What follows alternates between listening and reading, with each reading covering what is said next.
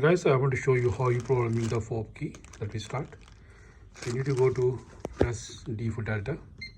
Press default code is my one is 2222. Then press no.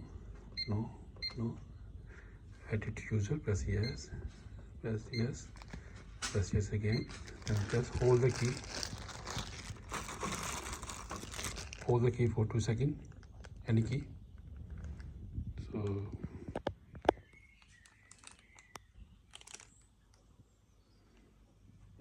Then left. Okay, then is press no. Then is second key programming, press yes.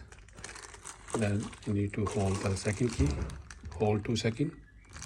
When red light is on, then leave it. That's it. Okay, that's it. Press. Okay, that's it. Then press no. Then press if apple. So now this is the way our programming. Let me try it working. Okay, it's working. And when red light is on, and unlock. That's it. So this is the way how you program the fob key. Thank you.